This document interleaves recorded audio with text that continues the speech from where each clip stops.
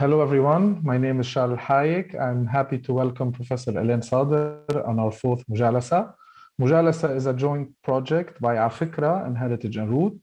It aims to bring academia on Middle Eastern history and heritage to the digital space through discussions with scholars of the field. Professor Sader is the chairperson of the Department of History and Archaeology at the American University of Beirut, where she also teaches. She earned her PhD from the University of Tuebingen in Germany in 1984. She is specialized in the archaeology of the Levant, mainly the Iron Age and Northwest Semitic epigraphy.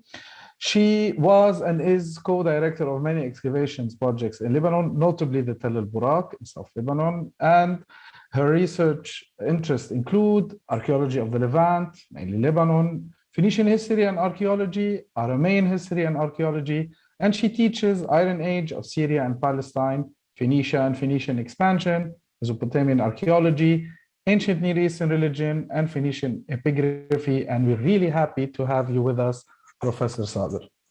Thank you. Today's discussion will mainly evolve around Phoenician history and archaeology, and especially about one of your latest books, The History and Archaeology of Phoenicia. You mentioned in the introduction, identity and history of the Phoenicians have long been defined by outsiders. And the novelty of that book, that it focuses on contemporary written sources, archaeological evidence from the homeland. Would you please elaborate on why this is important and how is that a novelty in the scholarship around the Phoenicians? Well, as you may know, the term Phoenician is not even a local term. This is not how the people themselves describe themselves. The question of identity, is usually, the way people define themselves, but they can be defined also by others. And here in the case of the Phoenicians, others define them as Phoenicians. And this is, this was at the origin, if you want, of a completely new misunderstanding of the ethnic origin or identity of those Phoenicians. Yes. Now, the term Phoenicians comes from Phoenicia, comes from the Greek, and for the Greeks, it indicated generally, the Levantine coast. Yes. And now we define it, in the areas that share a common culture in the Iron Age, and sometimes before the Iron Age also, and also they share mainly the same culture, meaning the same language, the same script, the same religion. Yes. So once you define Phoenicia and the Phoenicians in this way, you understand what we are talking about, all right? So the Phoenicians, before that, were the people mentioned in the classical sources. We followed the definitions of the classical sources. They speak about the Phoenicians, but for the people in general, for the wider public, this definition was not clear. Very few know also that Phoenician is not the term used by the locals to speak about yes, them. Indeed. They indeed. think, that it is how the local population spoke about themselves. And they, very few people also know that Phoenicia is not one political entity. It is a fragmented area into 4 local kingdoms.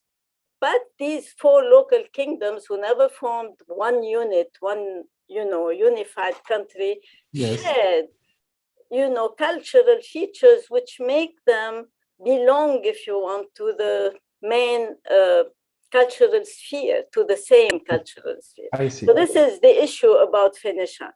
And what the people, as what scholars knew about Phoenicia was practically non-existent because of the lack of archaeological evidence from Lebanon, from the homeland, from Syria, Lebanon, and Palestine. All these, all this coast is Phoenician in antiquity. So on what did the people rely? They relied on the discoveries in the Mediterranean, where archaeological excavations in Spain, in Italy, in the Italian islands, were developing at a pace and were, scientifically very, very well done. And you know, to speak about Phoenicians was to speak about maybe settlers of Phoenicia, of the Iberian Peninsula, or settlers of North Africa, or whatever. So in this book, I just wanted to know who they were in their own country, and these inhabitants of the Levantine coast that stretches, you know, from Tel Sukas in Syria to probably at some times Dor and Jaffa in Palestine. What do we know about them in their homeland? Indeed. And the point is that, you know, when you speak today about Lebanese, you speak about the Lebanese living in Lebanon, how they live in Lebanon, what they do in Lebanon, or the Lebanese that are in Brazil, or in the US, or in Australia. Yani, the environment and the living conditions and the opportunities are very different between the homeland and the countries of migration. So this is why in this book, I just wanted to limit, if you want, our knowledge of these Phoenicians, how they lived in their home country. What were the characteristics of their life here in Levant, not when they went, you know, to Spain or to Sardinia, or Carthage or Sicily. So this is why these Phoenicians are a little bit, they used to be called elusive. We don't know nothing about these Phoenicians that we know. At least we know a lot about these Phoenicians because of the development of archaeology, because of the development of the evidence from their homeland. This is how you can say that you know some of their history. And they are not as elusive anymore as we used to think, because if you read any book on the Phoenicians, this is an elusive people. We know nothing about them. Yes. The narrative of mystery is always used to attract. So this is basically, you know, the purpose. This leads us to two simple questions. If they didn't refer to themselves as Phoenician, what term did they use? And did they represent themselves as one ethnic group? Because this is also one of the very hot subjects that are debated. Never. We have no evidence whatsoever that they ever, considered themselves as one people. There is no such thing. Even when the Assyrians, speak, most of our information comes from the Assyrian annals. When they speak about them, they speak about these specific kingdoms. You mentioned 4 kingdoms, Professor. Yes, yeah, 4. Arwad was the capital of one, Byblos was the capital of one, Sidon and Tyre. These are the 4 Phoenician kingdoms. And we even, in the Phoenician text, when somebody wants to present himself, he presents himself as the inhabitant of a city. They say, we are Sidonians, we are Tyrians, we are, Arwadians. This is how they presented themselves. Never, we lack a name, a local name for this whole area. Many people think it was called Canaan, it was called this or that, but there is no evidence for that. This is very important to go to the scriptural evidence, to what's written, to be able. Made them, the Greeks made them Phoenicians. Phoenicians, because for the Greeks, it was not important. They know these people who came from the Levant, who came by sea. But they did not really know exactly the historical reality of these of this area, except towards the end. The first real definition that you have from Phoenicia and how the Greeks understood the term Phoenicia is from Pseudo-Scylax, who describes what Phoenicia is. But this is, at the beginning, towards the end of the Iron Age and the very beginning of the Hellenistic period. And you use this Pseudo-Scylax to actually, you transform it into a map in the book that shows us the different areas of influence of the 4 kingdoms. This gives us a clear image of the geographical scope of where are the Phoenician kingdoms. Would you please put us in the proper time frame? So when can we start talking about the Phoenician culture and when does it end? Well, what we call Phoenician culture is in fact known as the Iron Age. Yani the phase of, if you want, the historical period that extends from the collapse of the Bronze Age culture towards, 1200 BC, more or less, circa 1200, and ends with the coming of Alexander the Great. I mean, if you want, grosso, this is a time frame that we call the Iron Age. On the coast, on the Levantine coast, it is also known as the Phoenician period, but only on the Levantine coast, okay? So you can, if you want, use at the same time Phoenician and the Iron Age culture of the Levantine coast. This is the same. But the term Phoenician has known a very widespread, if you want, expansion because of the classical sources, because the term Phoenician continued to be used to speak of the Levant because of the classical authors, Greek and Roman authors. So everyone speaks about the Phoenicians, but it was not very clear to the people who they were, where they were, what was, really their history. Sometimes people don't understand what were the historical factors that made these rather small cities important. Would you please elaborate on what are the factors that made these cities in an area with few raw materials prosper as trade centers? Yes, but this is a situation that existed already in the early Bronze Age and in the third millennium. In the second millennium, we start hearing about many of them. We have several small, tiny polities, on the coast, from Arwad to Byblos. We have more than in the Iron Age. It was more fragmented in the late Bronze Age. In the Iron Age, we can see a slight change. We have four main ones, which encompass this whole area.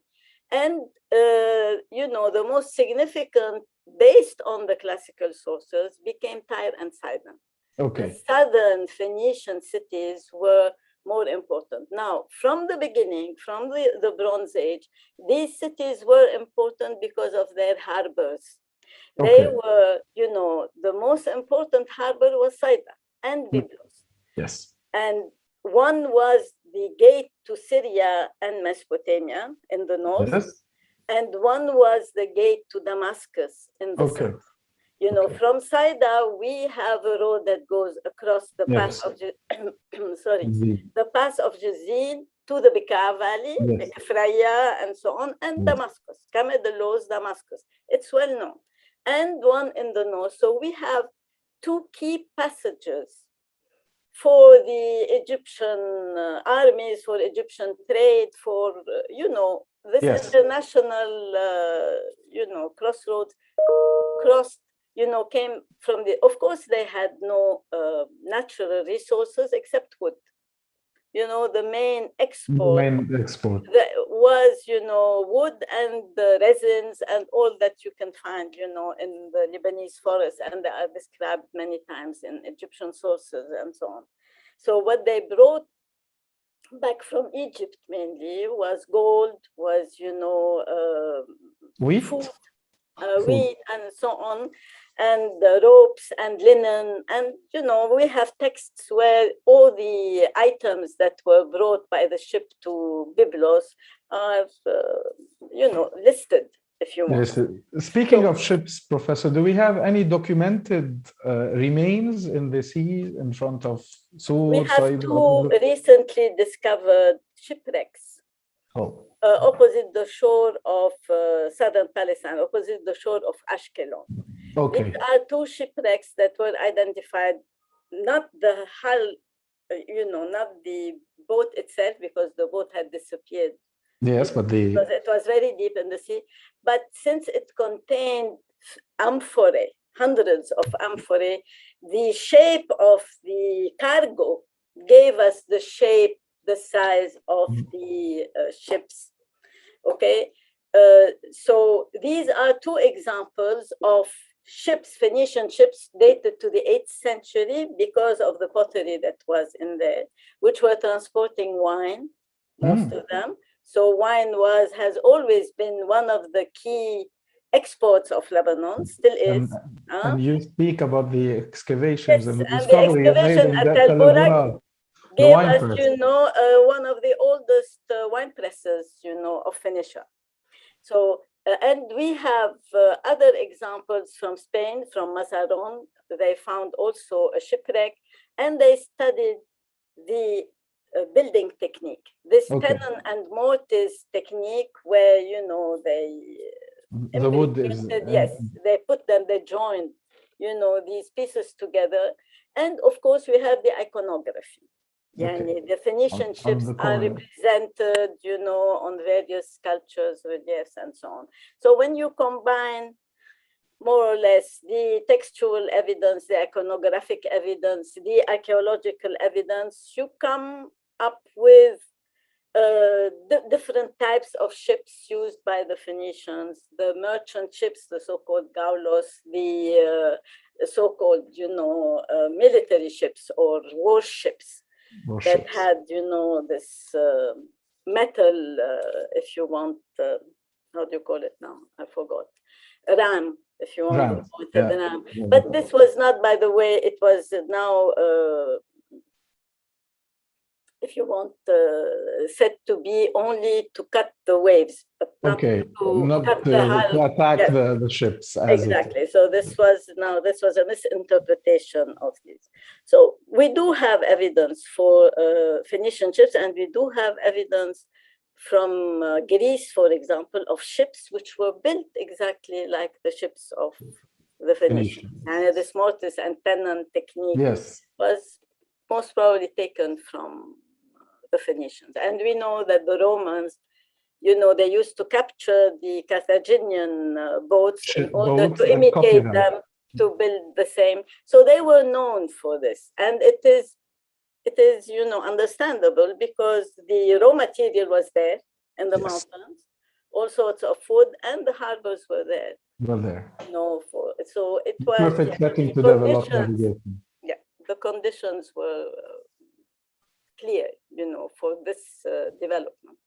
There is a recurring theme in the Lebanese political discourse and national narrative, the famous "we, as Lebanese, as a continuation of the Phoenicians, invented the alphabet." When reading your book or academic and scholarly works on the Phoenician civilization and the question of the alphabet, the association between the Phoenicians and the invention of the alphabet becomes rather weak. So the simple question, did the Phoenician invent the alphabet? Well, if you want a very simple answer, we don't know. And the answer for the time being is no. We have no evidence that they invented the alphabet. The evidence that we have that brought, if you want, a misconception or a misunderstanding of the historical event is what comes in Herodotus, text, in which he says that Cadmus came and brought with him not only the letters, but also many other teachings. This is a myth, the myth of Cadmus is a myth in which the Greeks acknowledged the fact that they learned the alphabet from the Phoenicians. This is all what we have. Now, we have very old inscriptions in Byblos, some of the oldest inscriptions in the full Phoenician letters from Byblos, but that's it. This doesn't make, the Phoenicians the inventors, because the development of the alphabetic script that will become the so-called Phoenician script started in 2000 BC, long before what we call the Phoenician era. I see. And it started in Sinai. In Egypt, yes, under the influence of the Egyptian script.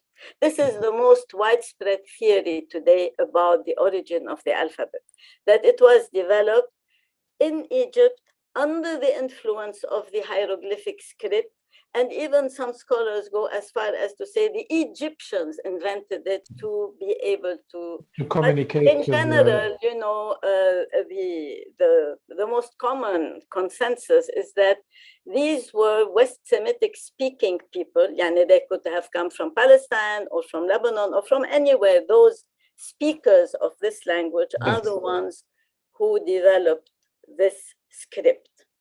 And they developed it really under the influence of the hieroglyphs, borrowing some features of the hieroglyphs, mainly the pictographic form of the signs at the very beginning, are clearly an inspiration of the hieroglyphic script. So this is why today it is too simplistic, you know, to repeat. And it is actually factually, if you want, wrong. We don't know. One has to say, I don't know. I mean, if you don't have it, I don't know. It's much safer and much, you know, valid to say, I don't know, than to say, we did. And what is funny also, just for the story, the people of Byblos say, we invented the alphabet. Yes. The people of Tyre say, we invented the alphabet. لا أنت ولا هو. يعني إنه this is, you know, because of the classical sources.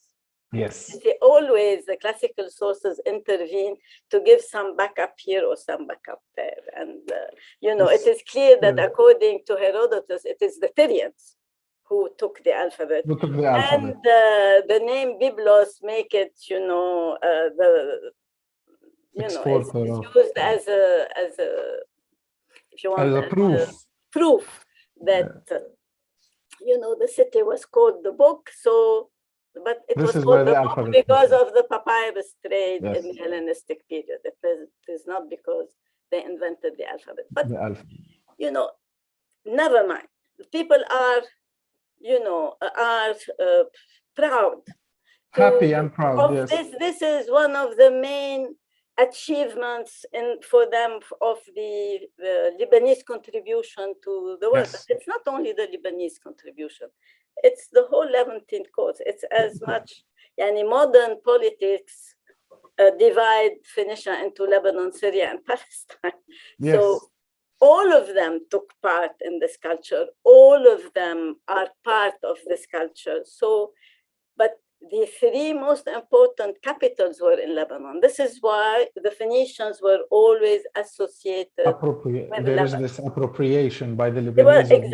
The Lebanese appropriated the Phoenicians for themselves, whereas these Phoenicians were also in Syria and were also in Palestine.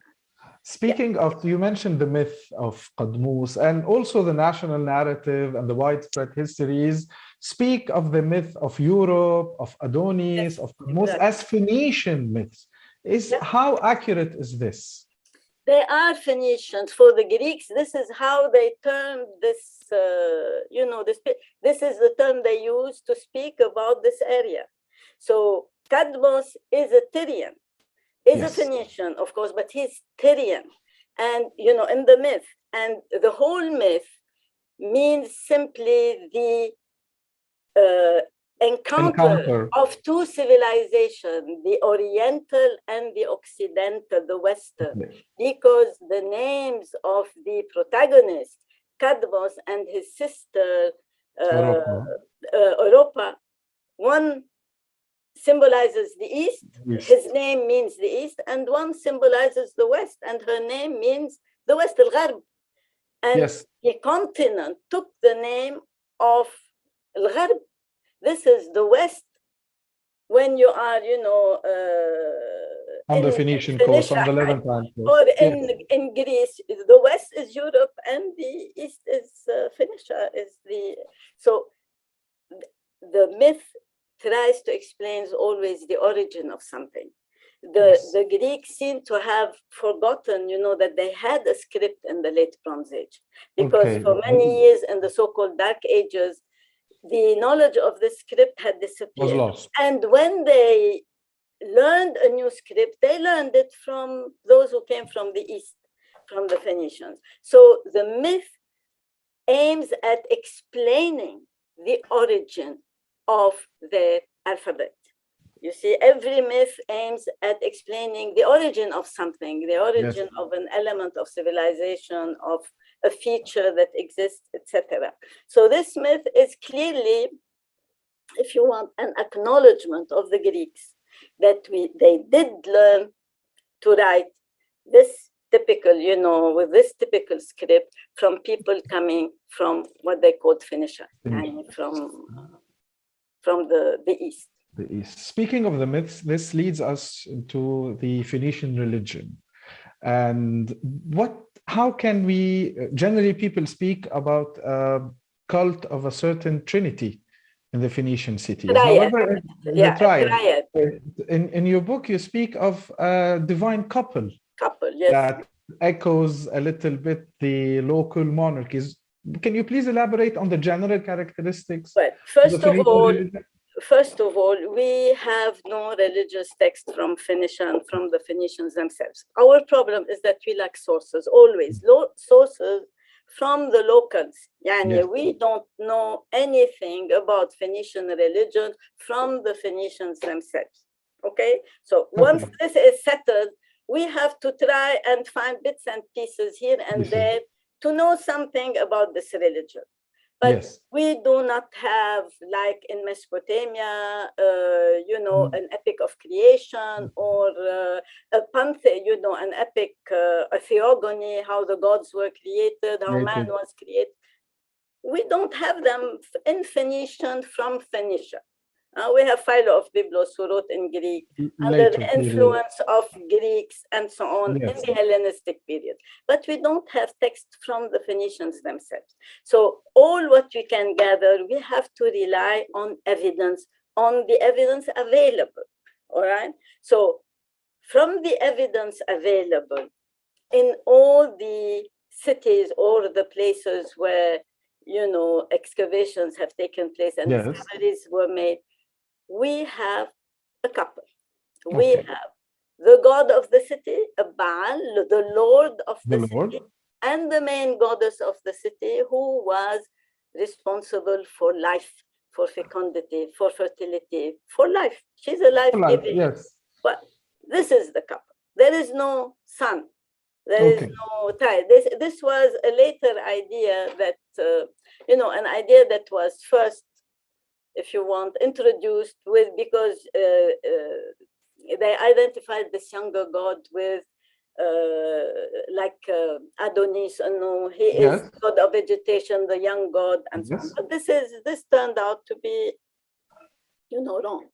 So we have a couple, and this couple symbolizes, is the head of the pantheon in some ways, and symbolizes, the protection of the city. The male god is the protector, the lord of the city, and like the king who is the lord of the city-state, and on the human level, and the goddess who is really the most important figure of Phoenician religion. She is very more important than the male god. And her worship was much more expanded than that of the male god.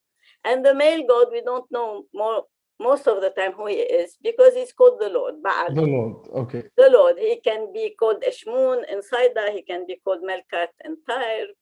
He is the Lord. No? So it doesn't mean these different names, if you want, do not mean that you are dealing with different figures. Gods.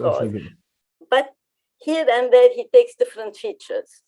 Just to give you an example. Yes, please. في مرليس in Rumi, وفي مرليس somewhere else. He is the same Marlies, but here he can heal wounds, and he can bring pregnant women to bear children, and different functions associated. You associate in every context the divinity with a specific task. In Eshmun, he is a healing god, basically, but they may have had different other, aspects that we don't know of. We know simply that because he was identified with the Greek Asclepios, And And this is why. Asclepius was, so we deduce that he was, also a healing figure, and so on and so forth. So we don't know much about the individual gods of Phoenicia.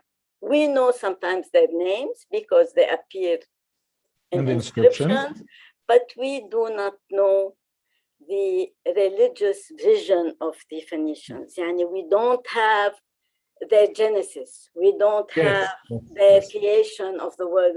We don't know how they conceived the world. From many people, want to say that it is the same religion as the one we know from Ras Shamra. It's not really the same. We don't know if it was the same. We know that many things have changed since the text of Ras Shamra, but in Ras Shamra we do have the text, religious text, epics, legends, all sorts of literature that can give us an idea about their worldview. For the Phoenicians, we have nothing that tells us, the actual about their worldview. But we have to go, as I said, collecting here and there bits and pieces of information to make a story, if you want. And the archaeology helps here because it gives us evidence for the cult places, for the type of cult that is performed, for, a religious, if you want, physical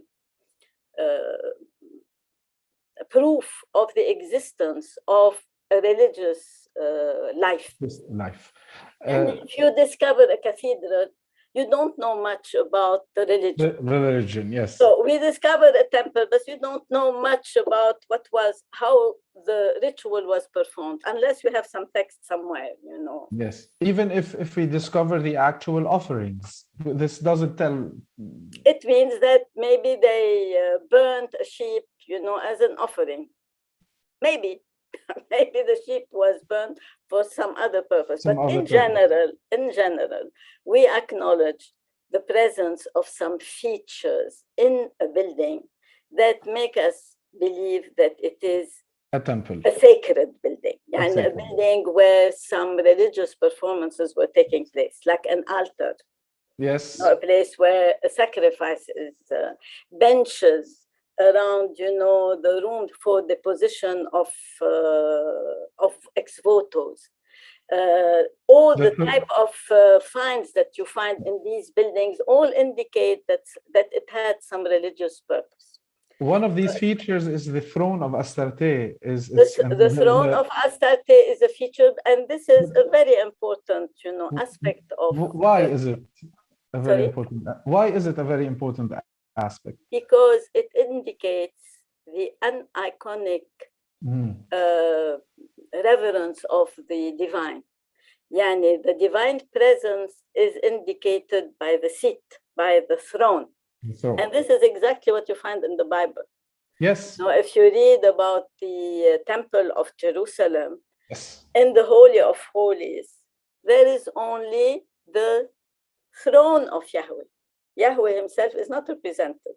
Yes. So the throne indicates the presence. And this throne of Yahweh, if you read the description with the cherubs and the cherubim and so on, it is these sphinxes, that we see on the thrones.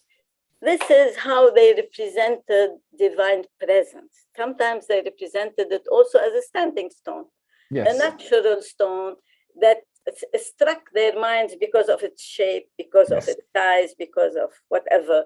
And they took it as a representation or as the presence of something, a power, a supernatural power. We don't know who it represents or which God was represented, but we know that they respected it. They surrounded it with a precinct to separate it from the lay, surrounding. So we have some features. We try to understand them. It is not always, straightforward and clear how to interpret them, but this is how we are proceeding. You have to proceed carefully with an acceptable methodology and so on. One last question on the religion, because this is also very present in the popular discourse. Is Adonis a Phoenician god? I mean, did we find any inscriptions in Phoenicia that speak No. about Adonis? No. Adonis, Adon in Phoenician means Lord, like Baal. It's another term for Lord or Master. So it's a title. Sorry? It's a title, not a given name. It's a title. It's a title. Oh, like Baal. I told you, we don't know the name. I mean, there is no person. It's Rab.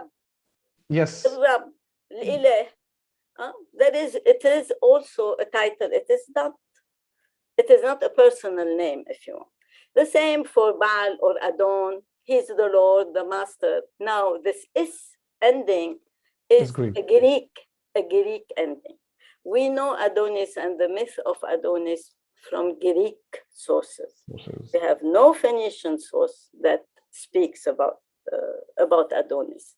All right, but we know that there was a city god. You know, every city had a master, had an Adon, and we know that Byblos, if you know, there is one of the myths that takes place in Byblos and Afar, and so on. And the cult of this god is never in a temple dedicated to him. It's always in the temple of the goddess. The goddess. This is an important feature. Yeah.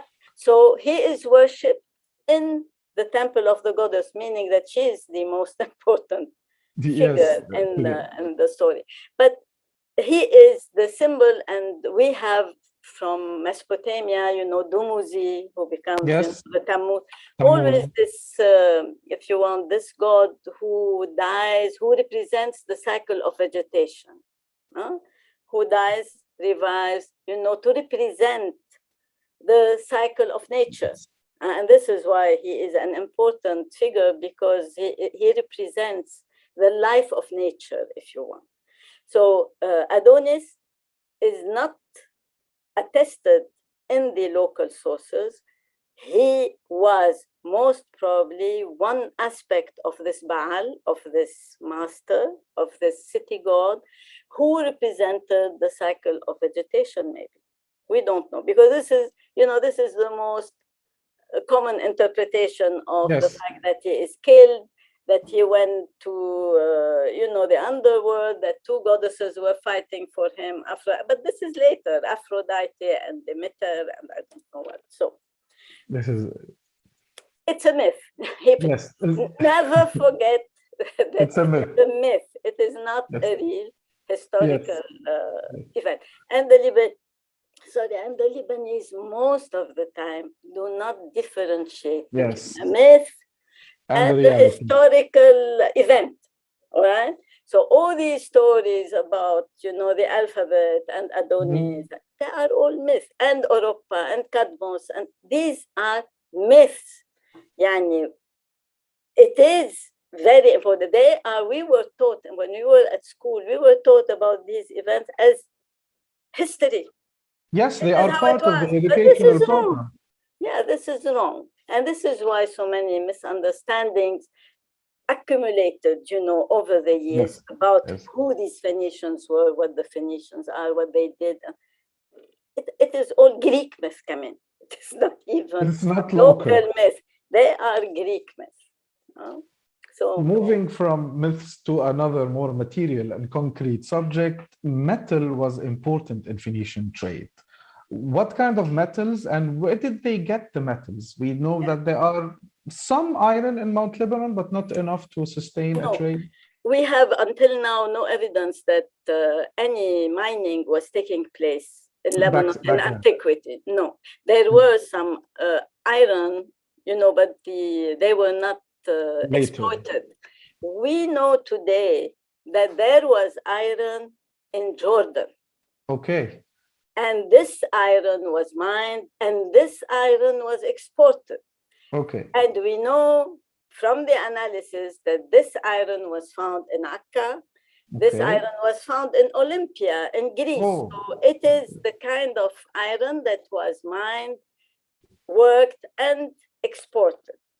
Now, the Phoenicians, if they went seeking metals, it is because they knew that the Assyrian Empire needed mainly silver, because there was no coins. but the currency, if you want, the international currency was silver, weights of silver. And the Assyrians needed badly silver. There is some silver in Anatolia, but they needed, huge quantities of silver. So the Phoenicians, when they went, they were seeking metal sources. And the most important sources for metals were Sardinia and the Iberian Peninsula, the Guadalquivir Valley, the so-called Tartessos of the classics. So they went there and they imported silver from these places. And the analysis of some silver hoards that were found in Palestine indicated a Sardinian origin of the silver. So they brought the metal, mainly copper and silver, because they were needed to make weapons, to make artifacts, to make whatever. So this is why, and they became known for metal work. They developed, metal working techniques, But unfortunately, we have no evidence for this technique here in Phoenicia. Why? Because metals, the objects that are very famous coming from Sardinia, Sicily, Etruria, Spain, they were found there, but none of them were found in Phoenicia proper.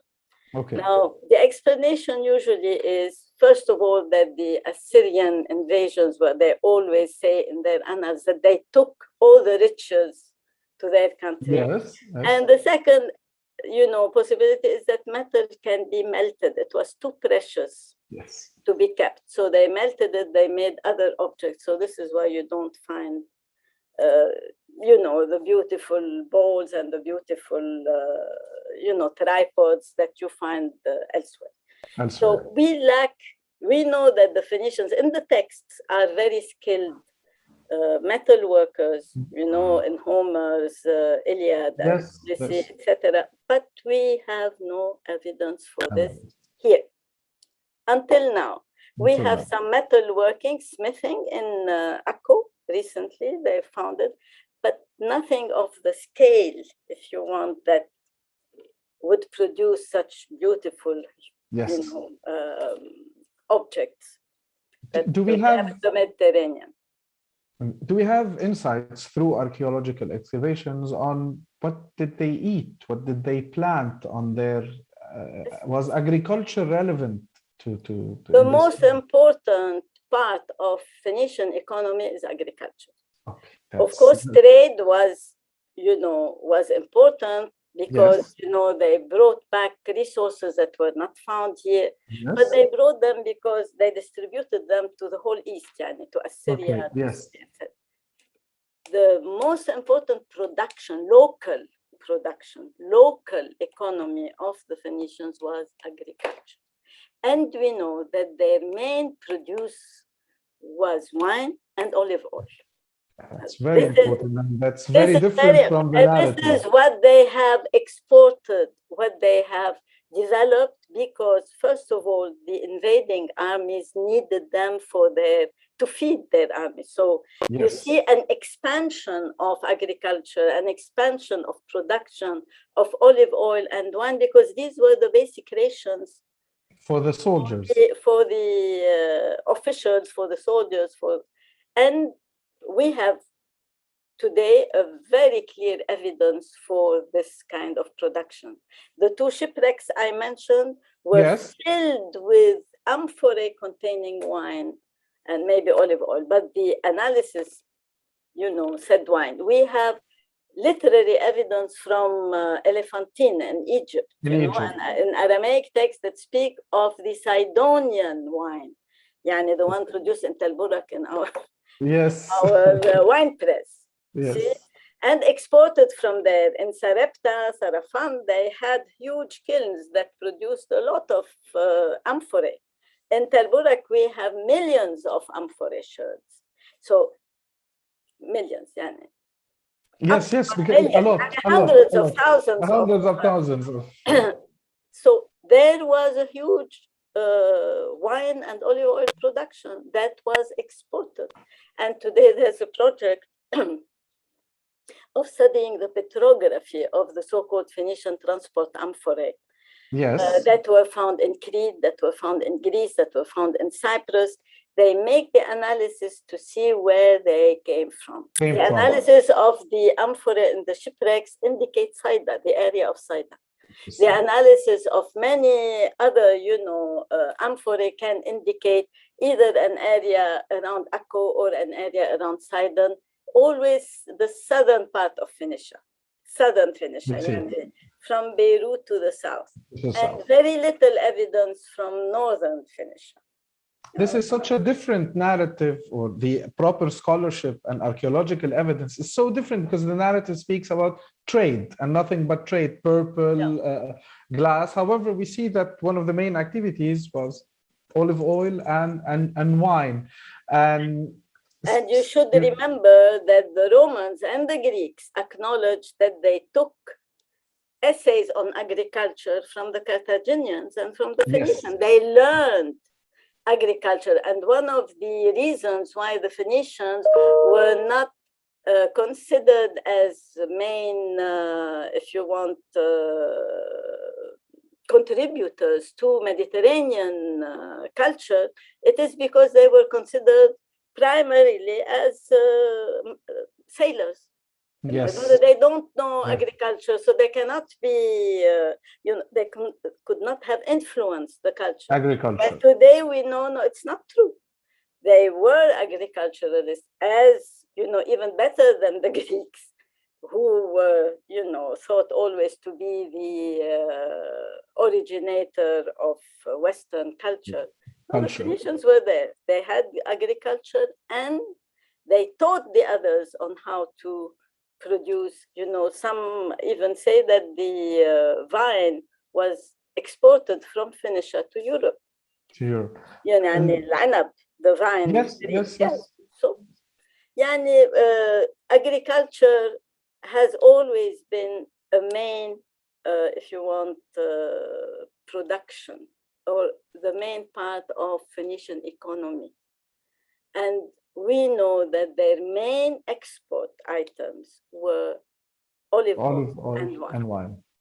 So this is clear, and we never hear of them exporting metal or exporting. They were importing metal. Yes, that's true.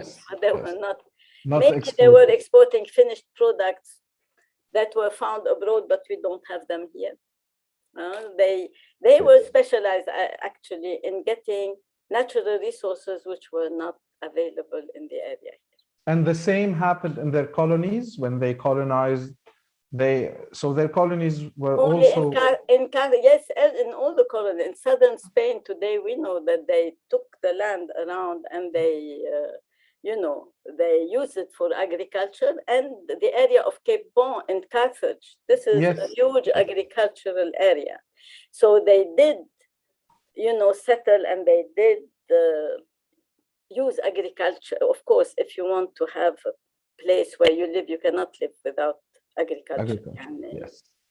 But they knew it, and they developed it, and they were good at it. And we have evidence today from their homeland that they were very good at it. The big question to end, the political motivations, nation building, led to the appropriation of everything that is Phoenician exclusively by the Lebanese. And it is one of the foundations of the national narrative. And now we see that also recent DNA studies aim at proving a genetic connection between present-day Lebanese and the Phoenicians.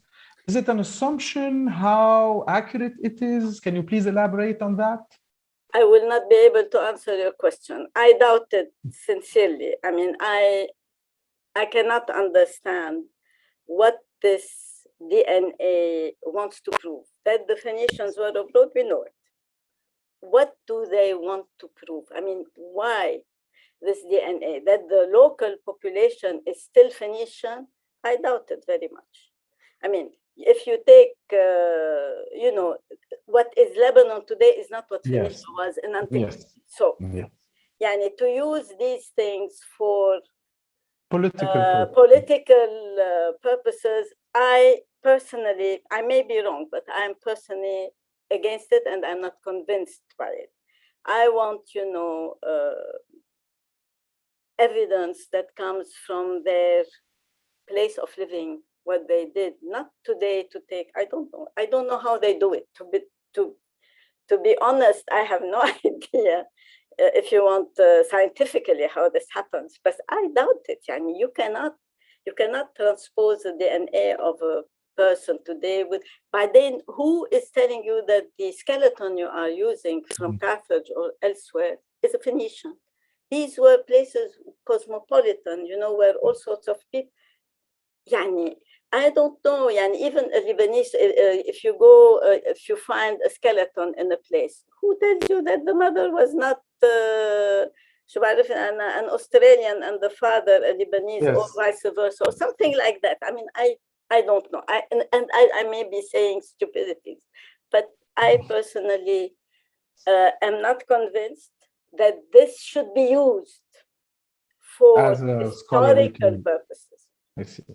This is one thing. This is misleading in many ways, and I don't think they are bringing, if you want, if they are bringing evidence or they are bringing support for a Lebanese identity.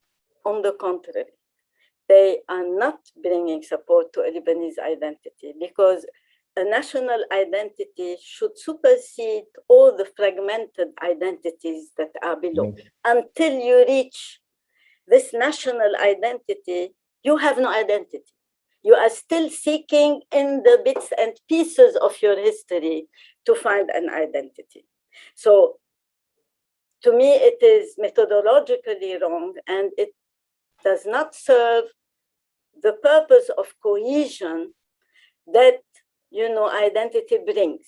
Yes. So today, the Lebanese have a fragmented identity because some are Phoenician, some are Arabs, some are I don't know what.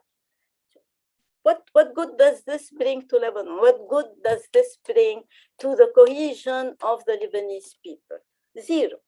It adds to their divisions. It adds to their... originally, those who came up with this idea is simply to distinguish Christians from Muslims. Yes. Of those who believed that they were Arabs and those who did not want to be Arabs because Arabity is equated with Islam. So they refused to be part of this. They wanted to be something else. And this something else were the Phoenicians in our history.